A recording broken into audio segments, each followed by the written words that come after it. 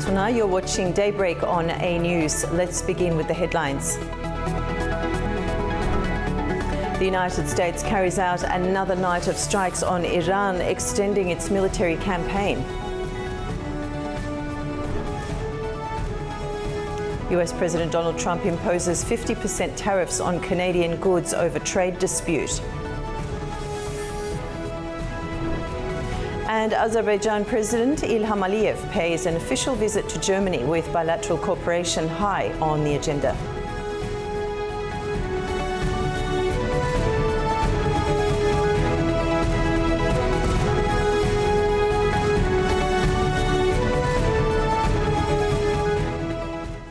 Both the United States and Iran have exchanged attacks for the 10th night. Iran's Revolutionary Guard says it had struck US-linked military sites in Kuwait and Bahrain, claiming damage to air defences and radar systems. The IRGC also say 2 oil tankers caught fire in the Strait of Hormuz. Here's more. The United States has carried out a 10th consecutive night of airstrikes on Iran, with the latest 5-hour operation ending late on Monday. US Central Command said in a post on X that the latest strikes had hit Iranian military command centers, maritime capabilities, missile and drone launch sites, and air defense systems. Washington says the campaign is aimed at reducing Iran's ability to threaten commercial shipping in the Strait of Hormuz. The latest attacks come after President Donald Trump vowed to retaliate following the deaths of 3 US soldiers, 2 in Jordan and 1 in Iraq.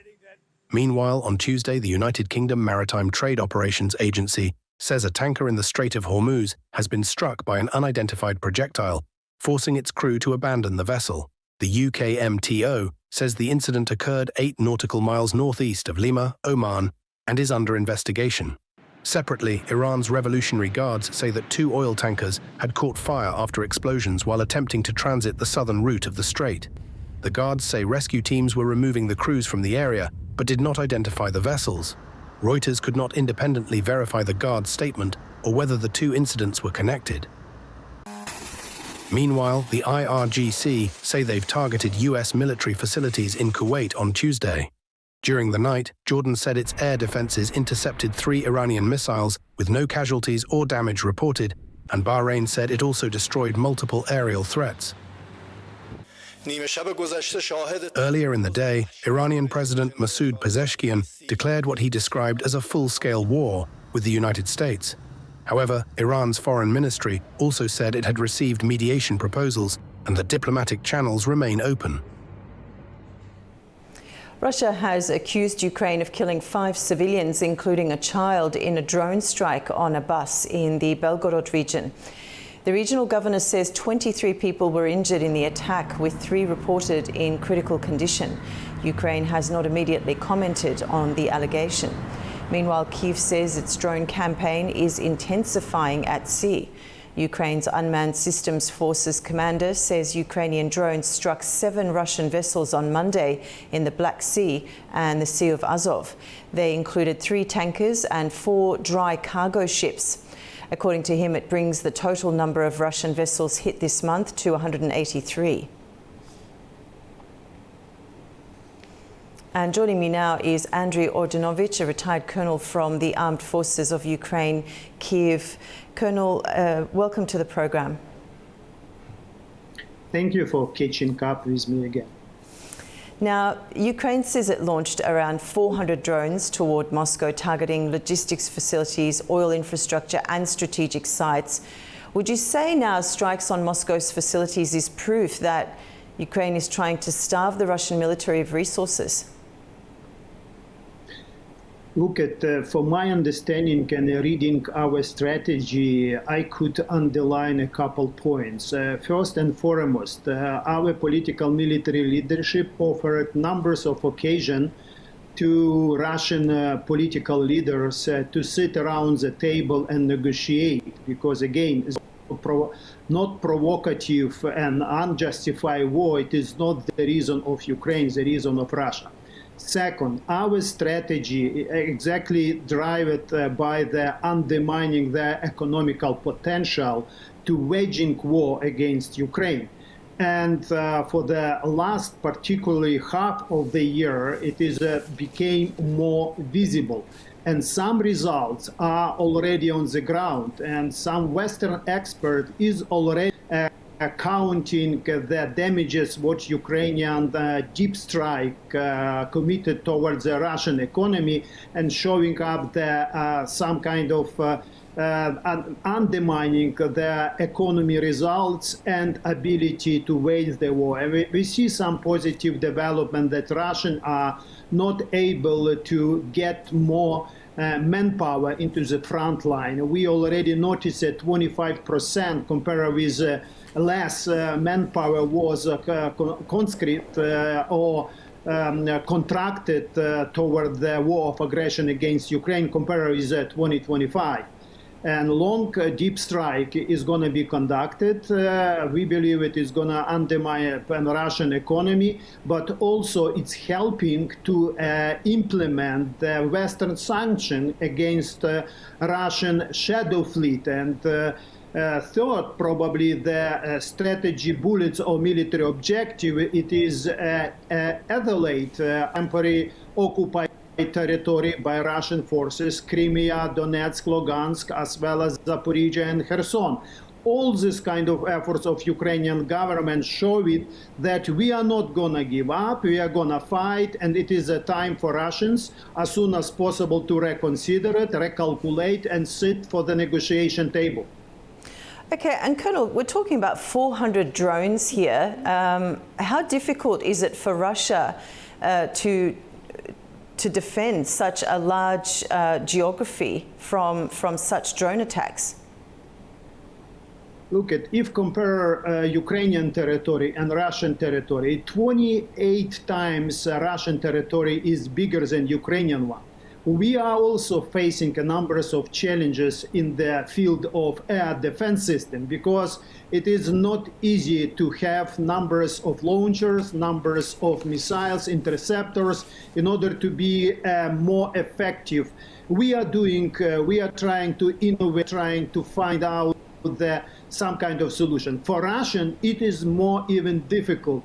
Right now, from my understanding, since June of 2026, Ukrainian side became more able to send to the Russian sides more drones than Russian could send to Ukrainian side. And it is right now in couple times a bigger our number compared with Russian, but Russian changed it toward the ballistic missiles, some kind of cruise missile and other terroristic act against the civilian population. Here, probably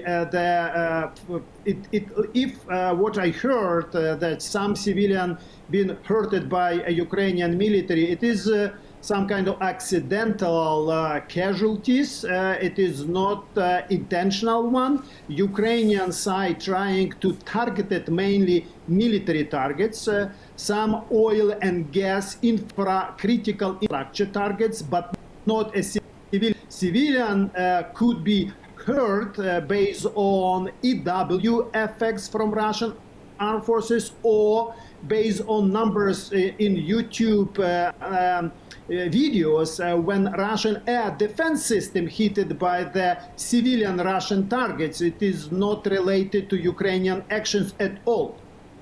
Now, Colonel, at the same time, as you pointed out, Russia's continued heavy missile and drone attacks on Ukrainian cities.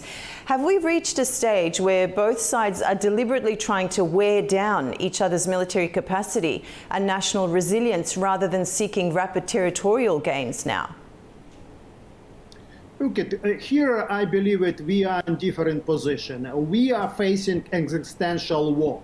Russia is facing war of aggression against independent, internationally recognized state. It is not comparable the diplomatic political status.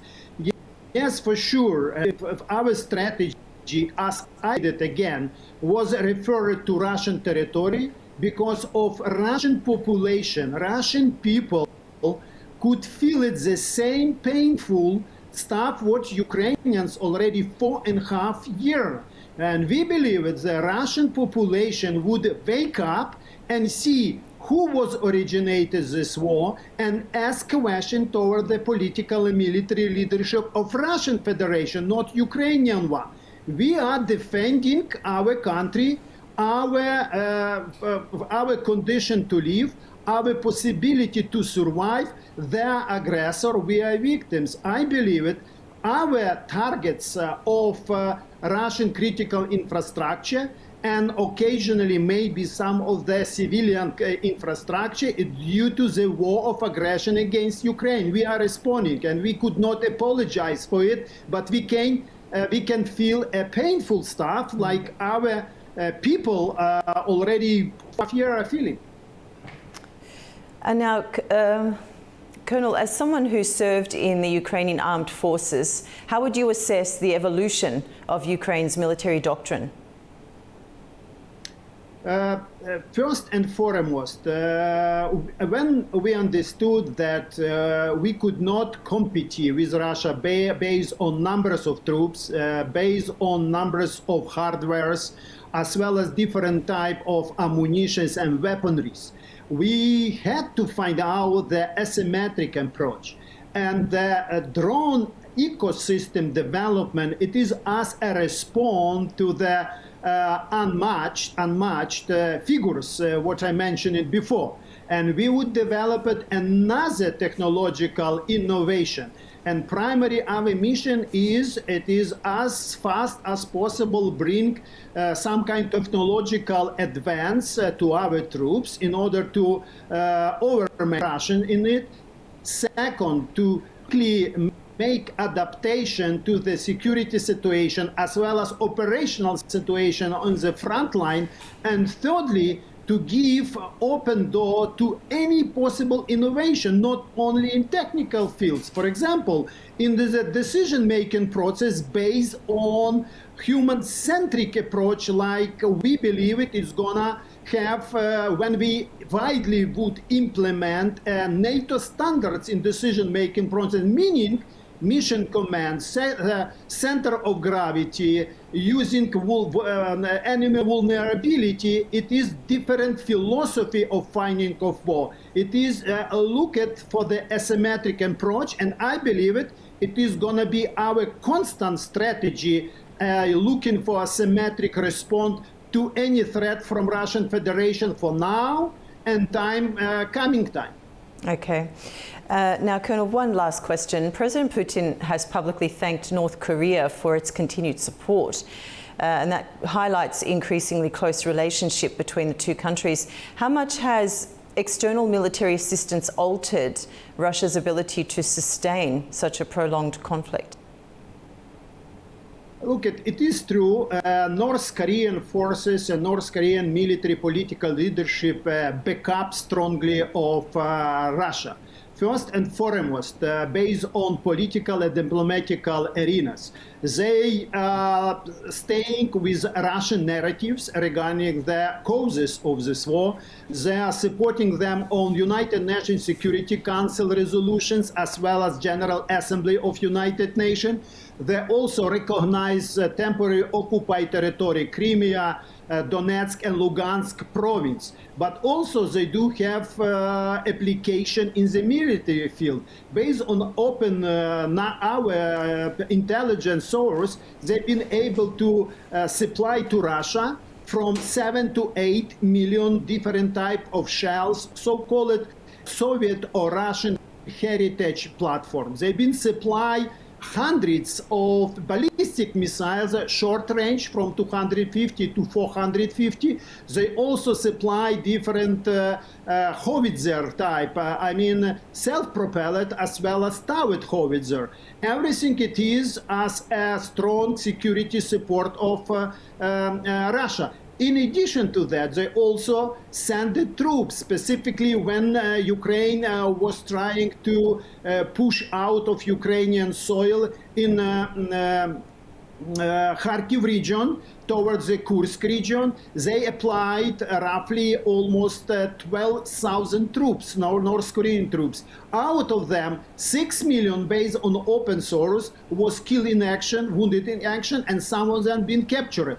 I mean, the Putin paying some kind of applaud to North Korean because they've been strongly support them. But it is not only like free of charge or Russians are trying to help North Korean to develop better their weaponry. For example, their precising targeting was improved from kilometers up to the couple, like a dozen meters, 20 or 30 meters. Their ballistic missiles. They're also trying to improve their submarines in naval domain, in the drone application. And North Korean soldiers right now are studying some lessons learned from the war of aggression Russia against Ukraine and improving their operational capability, which could be very much worry of international community and specifically of our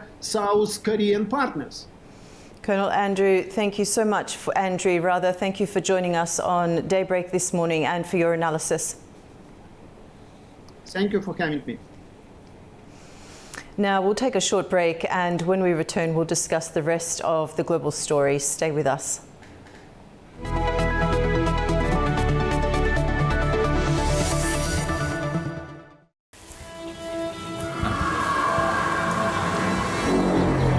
More than 20,000 partisan fighters have been hidden. We found only 3,000.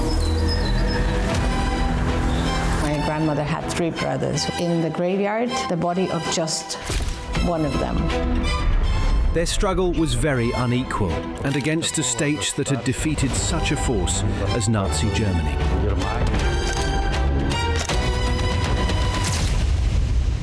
A lot of resistant fighters in the beginning of Soviet occupation actually would end up here, if not killed somewhere in the woods. She was arrested at her home. Her 7-year-old daughter ran to her and screamed, "Mom, please take me with you." This record having the names of the individuals who were placed in the list of deportations. I was born in Kengia, in a labor camp. My mother was a partisan liaison. The first years were extremely difficult, of course. Poverty, hunger. The temperature sometimes dropped to minus 50 degrees. The train stations, like the one behind me, once said goodbyes to thousands of people carried from across the Baltic states toward Siberia.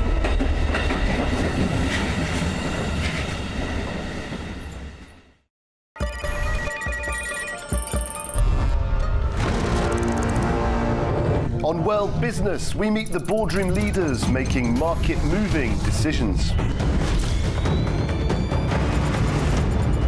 And find out how leaders are dealing with continuous technological disruption.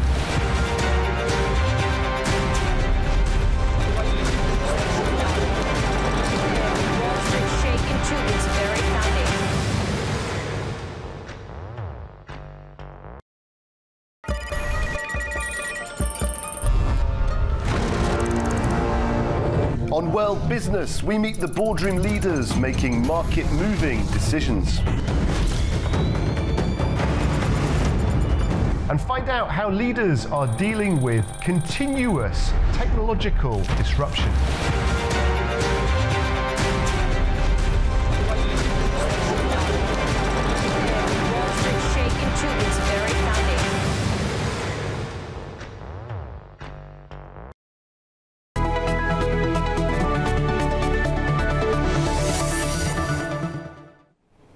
Welcome back. You're watching Daybreak. Let's continue with the global stories this hour. Andy Burnham has begun his first day as Britain's new Prime Minister, promising a different style of leadership and immediate action on domestic issues. He's pledged to tackle rough sleeping, announce cost of living measures and push ahead with plans to devolve more power to UK regions. Ollie Barrett reports from London. Well, right from the word go, Andy Burnham has a different style to Keir Starmer. He gave that first speech outside number 10 Downing Street without a lectern, with no notes, speaking from memory, trying to be the relaxed politician that he has been known as in the recent years when he's been the mayor of Greater Manchester. He promised that he would tackle rough sleeping as the first thing that he does when he gets behind his desk in Downing Street. But also later this week, he says he'll be setting out measures to help people with the difficult cost of living. So we wait to see exactly what that looks like and exactly how Andy Burnham and his government are going to pay for it. He talked again about devolving power from here in Westminster to the regions, the towns and the cities of the United Kingdom. So there's obviously going to be a change in style, but also a change in some policy direction as well. His critics say he doesn't have a mandate. His critics say he's been avoiding media scrutiny up to the point that he's got himself into number 10 Downing Street. But now that he is the Prime Minister, there will be a huge amount of scrutiny on him, although not here at Westminster, because that building behind me is on recess now for MPs until September. So no Prime Minister's question sessions for Andy Burnham in the coming weeks, for example. He knows he has a huge to-do list domestically, internationally though as well, with American attacks continuing on Iran, the war in Ukraine continuing, plenty more besides. Andy Burnham has a very, very tough task ahead. But in that speech, his first speech as Prime Minister, he also tried to inject some hope and some optimism into what lies ahead for the UK under his leadership. Ollie Barrett in London for A News. As Andy Burnham takes office, promising to reshape the country and tackle the cost of living crisis. On the streets of London, many voters say they still know little about the former Greater Manchester Mayor or what his premiership will bring.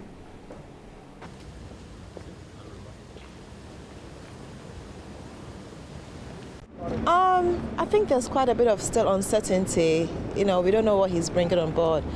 Personally, I'm just surprised with how many prime ministers we've had in the past couple of years. So I'm just hoping that he will just take up the mantle and do what's best for the people, really, yeah.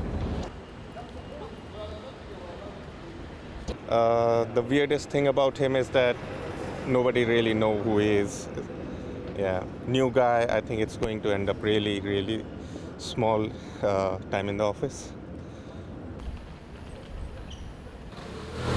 I think, look, it's changed. We're going to have to see how it goes. I don't really know him very well, so I'll be interested to learn more about his policies and what he's got planned. So I think nationalisation of steel and how he's going to take that forward, I don't know. So we'll just have to see.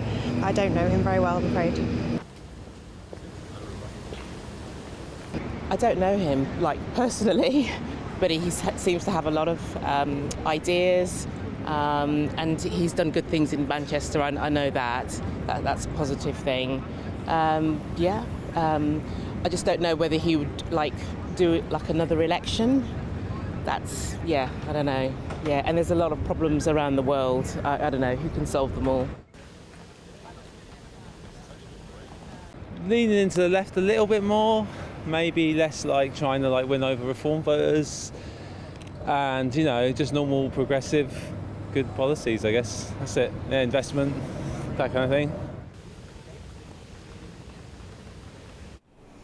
US President Donald Trump says he had what he described as a very good conversation with Britain's new Prime Minister, Andy Burnham. On Monday, Trump said the pair discussed North Sea oil, trade, the military alliance, and efforts to clear mines from the Strait of Hormuz. He added they also agreed to meet in the near future to discuss topics of mutual interest. Meanwhile, Burnham's office said that he assured Trump that London would be committed to defence and security and would support the safe reopening of the Strait of Hormuz.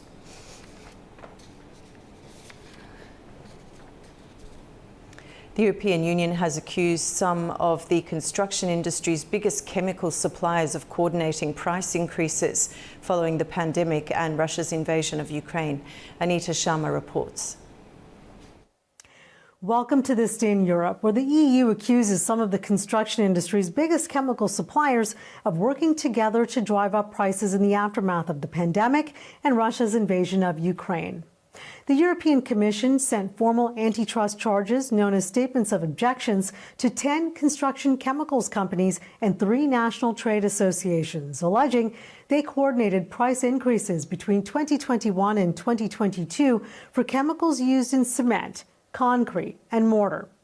The companies named include Cemex, Sika, Criso, Mape, Master Builder Solutions, MC Bochemy, and Lizen. The commission identified 3 separate suspected cartels covering France, Germany, and Spain, along with trade associations in each country. According to Brussels, the companies allegedly used those trade associations to coordinate press releases that justified higher prices after raw material costs surged during COVID-19 and following Russia's full-scale invasion of Ukraine. Now, if proven, the conduct would amount to an illegal cartel under EU competition rules. The Commission stresses these are preliminary findings, and the companies have the right to examine the evidence, respond in writing, and request an oral hearing before any final decision is made. One of the companies, Saint-Gobain, which owns Criso, says it's cooperating fully with the investigation and continues to see no reason to expect any material financial impact. Other companies have yet to comment publicly. Now, if the Commission ultimately concludes the companies breached EU competition law, they could face fines of up to 10% of their annual global turnover, potentially running into billions of euros for some of the industry's biggest players. For A News, I'm Anita Sharma in Arnhem, Netherlands. And France is a step closer to restricting children's access to social media after lawmakers agreed on a bill targeting under 15-year-olds. A parliamentary reconciliation committee approved the bill on Monday, sending it to their lower house on Tuesday before it moves to the Senate. If passed, social media platforms would have to introduce age verification systems approved by France's privacy regulator, while the Information Technology Minister would decide which platforms are covered. The bill would also ban smartphone use in high schools. US President Donald Trump has announced 50% tariffs on nearly $20 billion worth of Canadian imports. Trump invoked Section 338 of the Tariff Act of 1930, which protects against goods discrimination. This law hasn't been used in more than a century. He cited discriminatory treatment of American cars, alcohol and dairy products. However, Canadian Prime Minister Mark Carney said the measures merely matched previous US tax hikes. The measures will take effect on the 19th of August.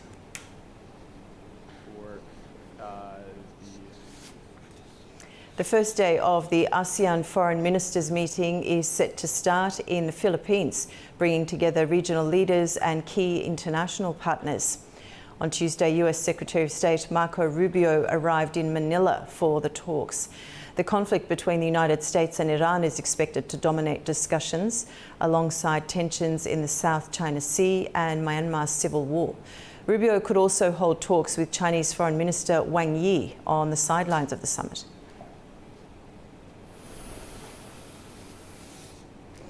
India's youth-led campaign over leaked examination papers is gathering momentum after fresh protests and growing pressure on the government. Police tightened its security to stop demonstrators in New Delhi, but thousands of young Indians took to the streets.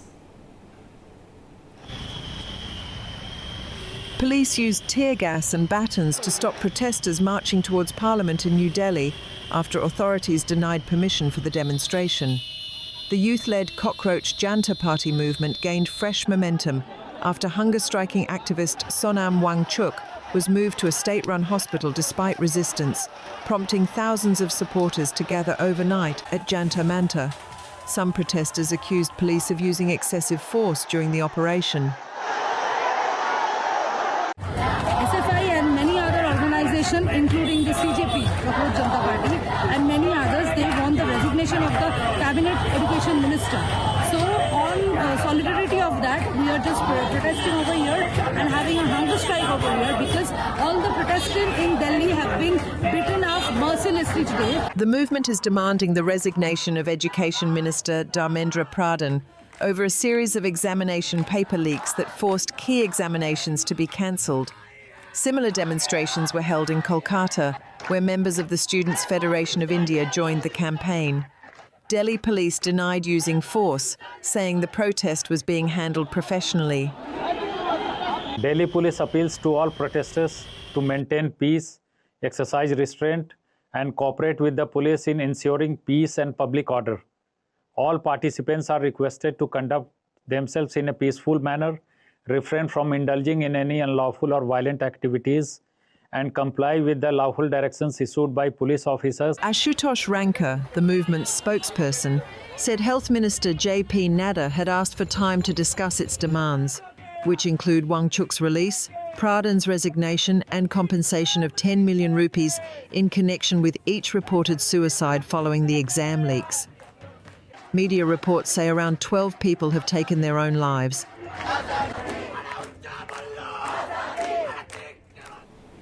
The conflict linked to Iran is raising fresh concerns for global trade and energy markets.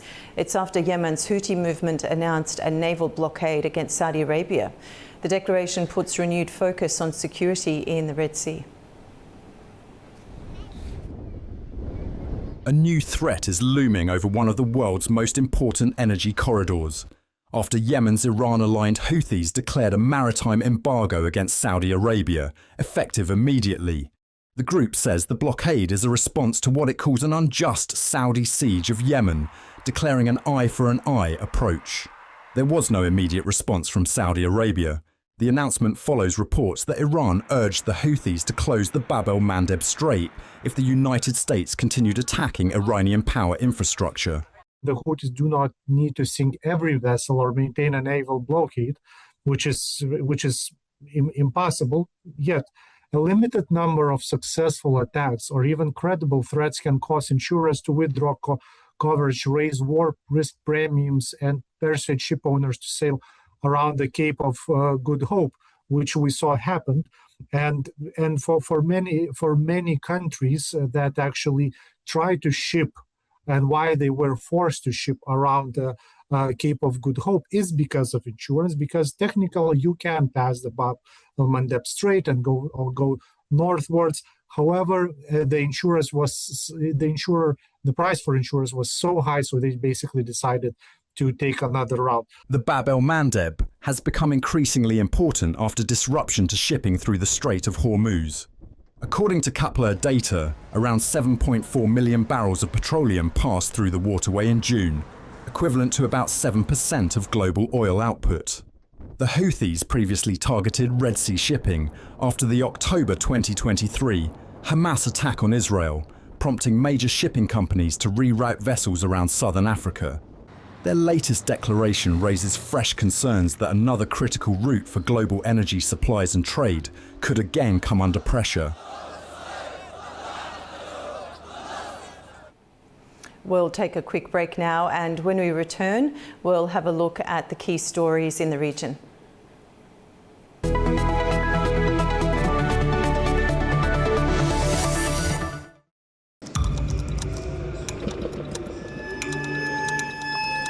Inside Politics delves deeply into the heart of global issues shaping our world today.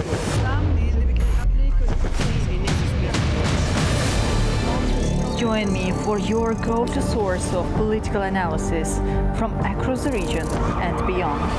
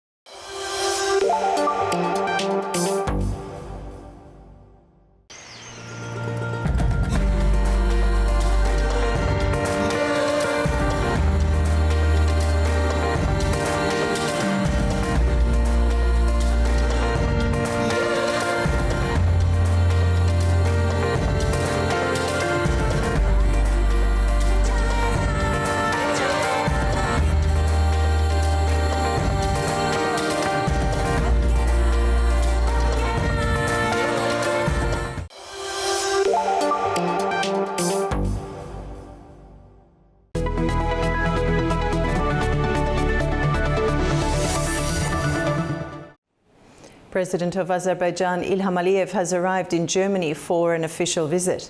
German Chancellor Friedrich Merz is due to host President Aliyev in Berlin for talks focusing on energy cooperation, critical raw materials, the Azerbaijan-Armenia peace process, and broader international security issues. Ahead of the meeting with Chancellor Merz, President Aliyev met with Michael Harms, chairman of the Eastern Committee of the German economy. Our A News Deputy Editor-in-Chief Orkan Amashov is on the ground in Berlin with the latest. Very good morning to you, Dilek, and greetings from Berlin, German capital. Thank you for joining us. So please, Orkan, talk us through what's highly important on the agenda to begin with, and perhaps what are some of the intended outcomes of the talks during this visit? Well, if you remember, Dilek, when President Steinmeier was in Azerbaijan last year in April 2025, many people, many analysts were talking about the beginning of a qualitatively new type of relationship between Germany and the wider Caucasian region, including the relation with Azerbaijan, of course. And it looks like that after December, when Chancellor Merz invited President Aliyev to visit Germany, and that visit should have taken place, by the way, earlier than this date. We know there were certain circumstances changing the dynamics. Ultimately, this is a very crucial moment. Azerbaijan is the biggest country in the South Caucasus in terms of its economic size, and it's the biggest partner of Germany. And actually, Germany is Azerbaijan's second biggest trading partner inside the European Union after Italy. So the fundamentals are firmly there. The trade turnover is perhaps not at the level that it should have been, but the dynamics are very important. I think beyond the bilateral dynamics involving ties between the two countries, something far more profound is happening or may happen in terms of German foreign policy regarding South Caucasus. Because for many years, in particular under the leadership of Chancellor Merkel, importance of Russia was explicitly acknowledged by German foreign policy makers. Back then, and it is still the case to a certain extent, German foreign policy was based on three fundamentals. One is security coming from the United States, China being the biggest market, and of course, naturally, energy resource coming from Russia. And that dependence on Russia, that centrality of Russia, that implicit recognition of Russia as a key supplier undermined this approach to the South Caucasus, in a sense, limiting the influence exercised by regional actors.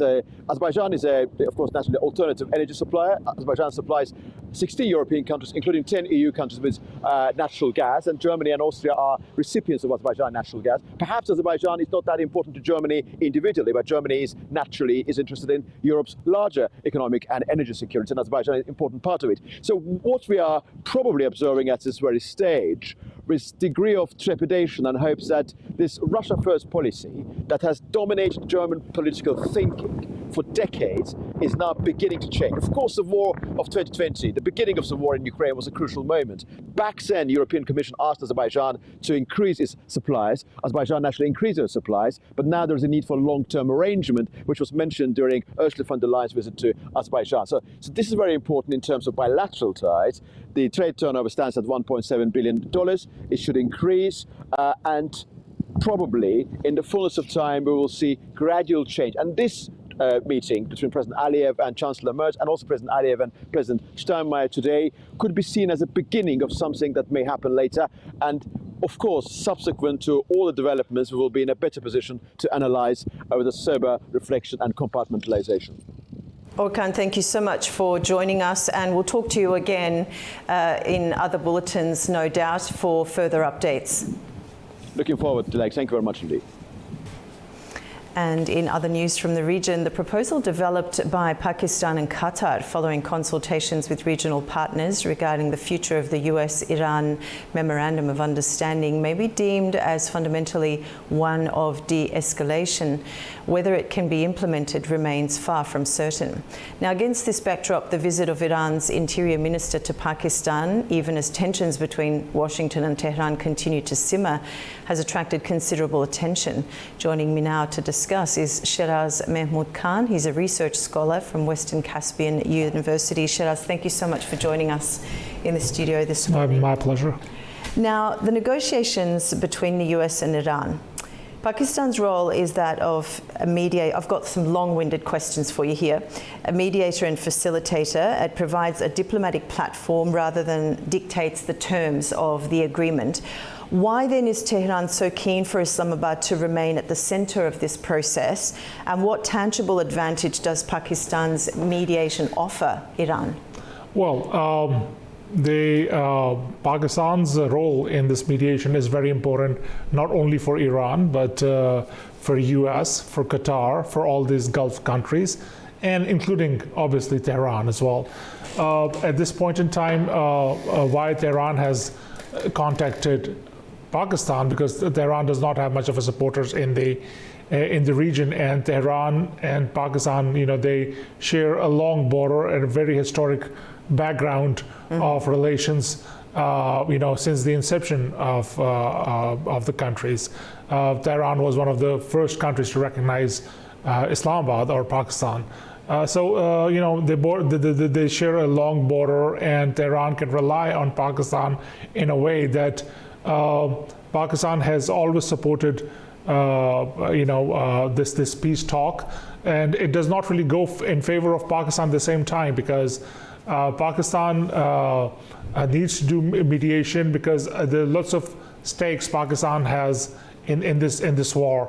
If this war erupts, it cannot afford any kind of Pakistan cannot afford any kind of bad implications on its own economy and its own influx of the refugees and all that, because Pakistan is bordering. It's a very long border between Pakistan and Iran. So that can happen. And another thing is that Pakistan has a lot of stakes in terms of CPEC, because China-Pakistan economic corridor it has almost 55 to 56 billion dollar of a project between China and Pakistan, because the total it comes under BRI, by the way, Belt and Road Initiative, and it connects China to the warm waters, to the Middle East through Pakistan. So that cannot be affected as well. And then Pakistan has its own stakes in a way that Pakistan has very good terms with very good strategic terms with US. US trusts Pakistan in that way, because Pakistan provides military and intelligence cooperation to the United States even now. Then the Gulf countries, they rely on Pakistan in a way that they have problems with Iran, because Iran has been hitting them, left, right, and center for such a long time, and so they don't have really good relations with there as well. So, and U.S. relies on Pakistan because according to Trump, they have very good connections with Pakistan, especially the leaders of Pakistan, the Prime Minister of Pakistan, Shehbaz Sharif, and the Chief of Defense Forces, Asim Munir. So, and according to J.D. Vance, Asim Munir was the one he's been talking to more than his wife for past 2 years, for past 2 months. So this is kind of a relations. Pakistan is important right now at this point in time, because the Qatar was a mediator, but then obviously Qatar has been hit by Iranian missiles and all that. So that does not really give a very comfortable edge right now at the moment. But Pakistan is the only where Pakistan is the only mediator which can talk to all sides, whether Qatar, whether Gulf countries, Iranians, US, and so on and so forth. So that's why Pakistan is very important. And second thing is that Trump and J.D. Vance, they also want to de-escalate, because there is elections coming up in future for them. Especially for Trump, and Trump considers himself to be the man of the peace, and so he cannot really, he cannot really continue this thing. But obviously, there's a problem. There's a problem from Iranian side. There's a problem from U.S. side. I don't know who's hitting who. And the Gulf. Yeah, and the Gulf and all that, and all this. We have a problem in the Strait of Hormuz. So right now, I was watching that. The trade has been diverted to the Red Sea, which again has more problems now. There's just not. It's still a disturbed corridor. A whole set of other implications now. Yes, it has other implications. So Pakistan is quite important at this point in time to just negotiate. And even at the time of war, the worst scenarios, the diplomatic channels are always opened. Mm-hmm. Even Saudis have their diplomatic channels opened. They kept them open even with all these strains and all that in their, in their tensions in their relationships and all that. Okay. Yeah. So, as you said, Qatar has vested interests, so it's a little bit difficult for them to be impartial as a mediator, or successful for that matter. Pakistan continues to protect this pivotal role and hold its space for sure as an important country. On the flip side, in the meantime, President Donald Trump has publicly expressed his dissatisfaction with the US-Iran MOU, even suggesting that agreement is effectively dead. Now, in your assessment, what ultimately determines the sustainability of such an agreement? Okay, so what choices do we have? That's a question. The choices, Trump does not have much of a choices to continue this war because back at home, he does not have a lot of support to continue this war for a longer period of time. So he has to stop it somewhere and the other. Well, that has been broken. One party blaming another has been continuing for quite a long time. But the thing is that Pakistan is the only country which, the Brent crude has gone to $90 per barrel now. Mm-hmm. The world economies are in danger. So, and that cannot really continue. That would affect not only US, Iran, but the Gulf countries as well, and the world. So there is no other point than to just de-escalate and come on the negotiation table, before it's just too late. Mm-hmm. It's too late. So, and then obviously that has to come down to, if the economies, get deteriorated with passage of time, there would be a problem. There would be a big economic problem in coming days if it continues. And impacting, Yes. everyone to the layperson on the street. Exactly. Absolutely. Shiraz, it's an absolute pleasure. Unfortunately, that's all we have time for this morning. Thank you so much for your insights and joining us. My pleasure. My pleasure. And in other news from the region, Armenian authorities have launched a criminal investigation into allegations that voters were offered bribes to boost support for a political party during June's elections. Armenia's Anti-Corruption Committee said on Monday that it had opened criminal proceedings over alleged electoral bribery involving supporters of the Strong Armenia party. The committee said party supporters, acting by prior agreement, had promised bribes to a group of voters in the Massis community of Ararat province in an effort to secure the highest possible number of votes for the party. Authorities said the evidence was obtained during joint operations by the Anti-Corruption Committee and the Yerevan City Police Department. The committee also released recordings linked to the investigation. In one conversation, the speakers discuss registering 4 people and finding rented accommodation in the village.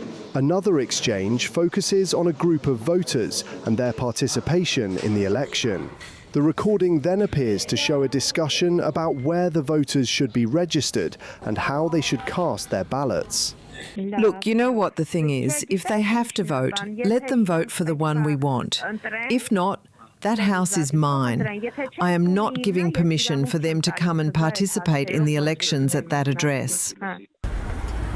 The Anti-Corruption Committee said several people had been detained. Searches and other procedural actions have also been carried out. Kazakhstan has condemned a drone attack on 2 tankers loading crude at the Caspian Pipeline Consortium terminal in the Black Sea.